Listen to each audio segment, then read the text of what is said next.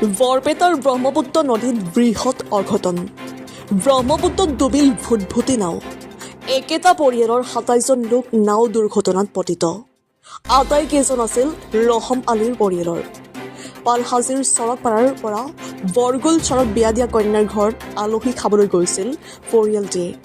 দুৰ্ঘটনা সংঘটিত হোৱাৰ লগে লগে বনভোজ খাবলৈ যোৱা ছাউথ বৰপেটা ডেভেলপমেণ্ট NGOই উদ্ধাৰ কৰিছে কেইবাজনো লোকক। ইতিমধ্যে ৭জনক উদ্ধাৰ। সম্প্ৰতি উদ্ধাৰ হোৱা লোককেইজনক বৰপেটাৰ ফকৰুদ্দিন আলী আহমেদ মেডিকেল কলেজলৈ প্ৰেৰণ। বৰপেটাৰ চেঙা সমষ্টিৰ ৰহমপুৰ পাৰঘাটৰ পৰা দক্ষিণ পাৰালৈ গৈ আছিল নাওখন। এই পৰ্যন্ত নাওখনো বিচাৰি পোৱা নাই আৰু নাওখনত থকা বহু যাত্ৰীৰ সন্ধান পোৱা নাই। এই ঘটনাক লৈ অঞ্চলজুৰি তীব্ৰ চাঞ্চল্যৰ সৃষ্টি হৈছে। জিলা প্ৰশাসন আৰু SDRF বাহিনীয়েও সন্ধান উলিয়াব পৰা নাই নাও আৰু যাত্ৰীৰ। বৰপেটাৰ পৰা প্ৰদীপ কুমাৰ চৰকাৰৰ ৰিপৰ্ট, JNKT নিউজ। প্ৰথমে মানে কি আমাৰ পালহাজি চাউথ বৰপেটা ডেভেলপমেণ্ট NGOৰ তৰফৰ পৰা ব্ৰহ্মপুত্ৰ বনভোজ খাবলৈ আহিছিল এখন নাও।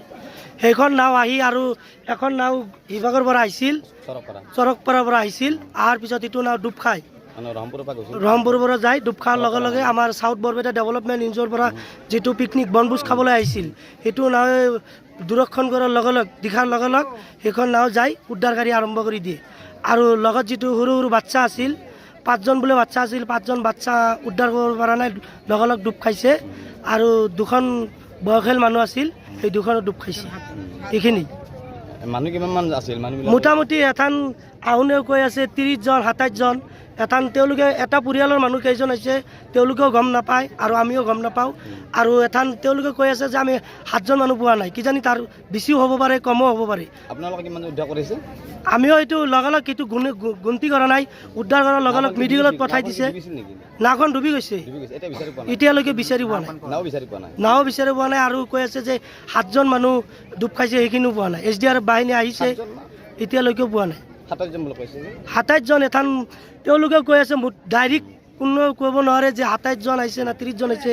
সেইটো এতিয়ালৈকে একেটা পৰিয়ালৰ মানুহ এইটো পাৰত তেওঁলোকে নিমন্ত্ৰণ কৰিছে। বৰগুল চৰত ইভাগে আহিছিল, চৰকপাৰা মানুহ, একেটা পৰিয়ালৰ মানুহ। আৰু কিমানজন মুঠতে আপোনালোকে উদ্ধাৰ কৰিলে এইটো গম পোৱা নাই বৰ্তমানলৈ? এতিয়ালৈ তেথানতো আৰু গন্তি নকৰে না মানুহ, ইমান ঘোৰা হস্তি। 7জনকে স্যাৰ কি কেনেকৈ দিছে নাখন? কেনেকৈ দিছে? নাওখন মানে সৰু নাও আছিল, মিচিং লগাইছে সৰু নাৱত। এইটো মাছমৰীয়া নাও কিজানি, ডাঙৰ নাও নহয়। মানুহ বেছি হৈছিল, সেইকাৰণে নাওখন ইবালৰ পৰা সোঁত আহি আছে, ইবাগৰ পৰা L সাইজ সোঁত মাজত যাই লগালগ ডুব খাইছে। মানে আপোনালোকে দেখিছে ডুব খোৱাৰ সময়ত? ডুব খোৱাৰ লগালগ চাইছে। আমাৰ চাউথ বৰপেটা ডেভেলপমেণ্ট NGOৰ তৰফৰ পৰা যিখিনি মানুহ আহিছিল গোটেইখিনি চাইছে।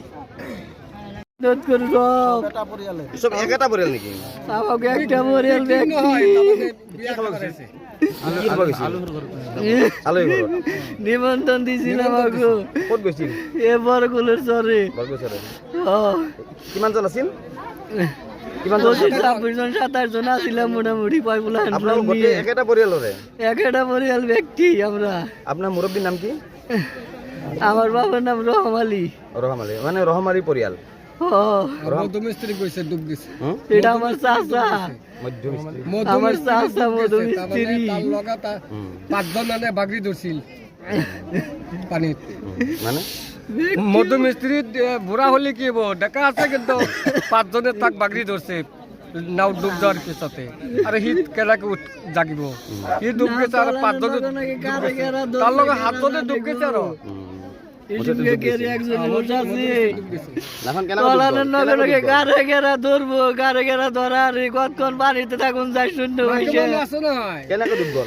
খালি আগে গেল, ওটা খালি ডুবে গেছে নাও।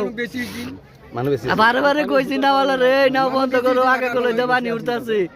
কয় না ইনশাল্লাহ যাইবো গা। মালিকের নাম তো জানি না। বরগুল চরেরই নাও। এতিয়া আপোনালোক মানুহ 27জনৰ মানুহ কেইজন উদ্ধাৰ হৈছে? 7জন।